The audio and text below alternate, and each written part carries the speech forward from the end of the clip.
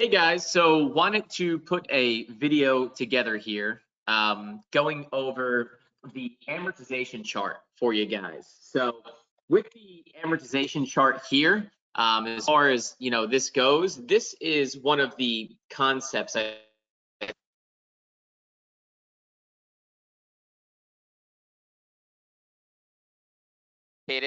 anything of that sort, but more so because people just have never been exposed to it. They don't know how to do it. So the purpose of this video is to show you how to use the amortization table. We'll go through it and then we'll do some practice questions on it. So first and foremost here, as you'll see, this is what an amortization chart will look like. This is an example of one that they'll give you on the test. We have this in our textbook, the Kovats real estate textbook, which is Principles and Practices of New Jersey Real Estate. This can be found on page 488 if you have our textbook. But as you'll see here, the way this chart works is it shows you the monthly payment for every $1,000 that you borrow. So like as an example, let's just say hypothetically, you borrowed certain amount of money and your interest rate was 12% on a 5-year loan. So if your interest rate was 12% on a 5-year loan, for every $1,000 that you borrow, you would pay $22.25 in principal and interest. You can see my mouse hovering over this here. Let's say hypothetically it was a 15-year loan at 5% interest. So a 15-year loan at 5% interest, that would mean for every $1,000 that you borrowed, it would cost you $7.91. So the first thing to know is on the test, they're going to give you the years that the loan is and the interest rate amount. So all you have to do is match them up. So if they say 15-year loan, 5% interest, I line up 15 years and 5% interest. Had they said 15 years and 7% interest, I do 15 years and the 7% interest column, which would come to $8.99 here. So that's first and foremost. So again, this is your monthly payment for every $1,000 that you borrow, right? So again, what you just have to do, they'll give you an interest rate and the years of the loan. You match the two up, and that's going to be your monthly payment per $1,000. Furthermore, let's go to some practice questions to show you this in practice here. So let's do some basics to begin with here with 1A, B, and C. So 1A says calculate the monthly payment for each of the following mortgages. Now 1A says $130,000 loan at 7% for 20 years. So let's show you how you would do that. So what I would do in this case is I line up the 7% and the 20 years, and that's $7.76. That means for every $1,000 that I borrow, it's going to cost me $7.76 in principal and interest. So if we go back to that question here, it's asking me if I borrow $130,000 at 7% for 20 years, what's going to be my monthly payment? So again, once again, I line up the 7% and the 20 years. So if it's $130,000, all I do here in this case would be 130 multiplied times $7.76. That gives me roughly, $1,008.80. So in this case, my answer for 1A would be this here, $1,008.80. So if I borrow $130,000 at 7% for 20 years, my monthly payment between principal and interest is going to be roughly $1,000.80. And you can see that checks out here in the solutions, right? Okay, so let's do the next one here. The next one says $140,000 loan at 7% for 25 years. All right, so in this case here, $140,000 loan at 7% for 25 years. This is 1B. So I would have to line up first and foremost 7% and 25 years, which gives me $7.07. So for every $1,000 that I borrow on this loan at 7% for 25 years is going to cost me $7.07. So being that this one's $140,000 loan, what I simply do is 140 multiplied times $7.07. And in that case, my monthly payment would be $989.80. So again, $989.80. That would be my monthly payment in this case here.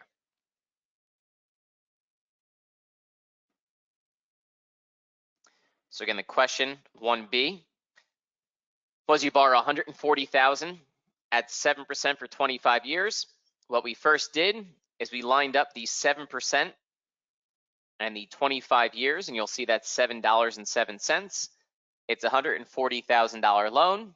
So being that this $7.07 is for every $1,000 that I borrow, I do 140 multiplied times $7.07, and that gives me this answer here, which is the answer.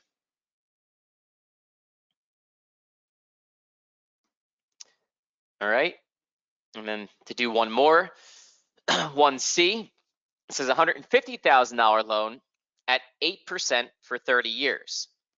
So again, what I do is I line up the 8%, which is right here,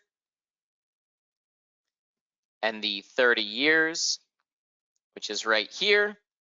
That means for every $1,000 that I borrow, it's going to cost $7.34.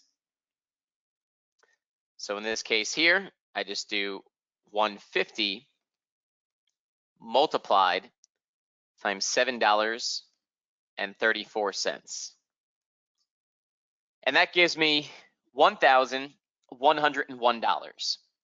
So so if I borrow, again in this case, in this example here, $150,000 at 8% for 30 years, it's going to cost me $1,101. You'll see that solution bears out here, right? So these are the solutions, explanations in the book. If you guys do have the textbook, I'm showing you how you get to these here. All right, let's do more of an open-ended question here with number 2. So number 2 says, Wellington has enough for a $25,000 down payment on a house that he can pay $800 per month towards interest and principal. The interest rate is 7%. If Wellington can obtain a 25-year mortgage, approximately what price range is he looking in? So here's how you figure this one out. The down payment is irrelevant to begin with because what we're first trying to figure out is what size loan could he get? So to figure that out, we first line up the 7% in 25 years, right? So we'd first line up the 7% here, this column, and 25 years, which is here, $7.07. Now they told us in the question that he could afford $800 per month in principal and interest. So what we simply do is we do 800 divided by $7.07. And that would show us here that he could afford roughly a $113,000 loan. So again, if we're rounding, in this case, he could afford roughly a $113,000 loan. So going back to the question, if he could afford a $113,000 loan, plus he has a $25,000 down payment, what price range is he looking in? All we just do is $113,000 plus $25,000, and that would give us $138. So again, that would give us $138. And you'll see that bear out here, right? $138.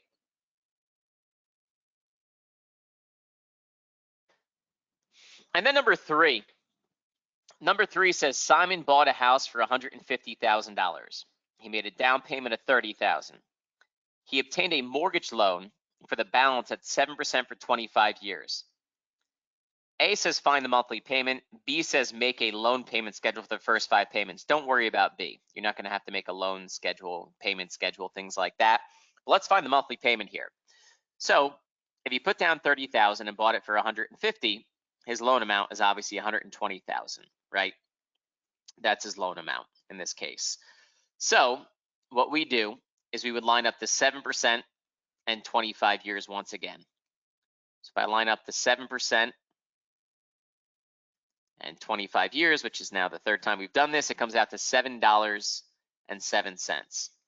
So if his loan amount is $120, we would do $7.07 multiplied times 120,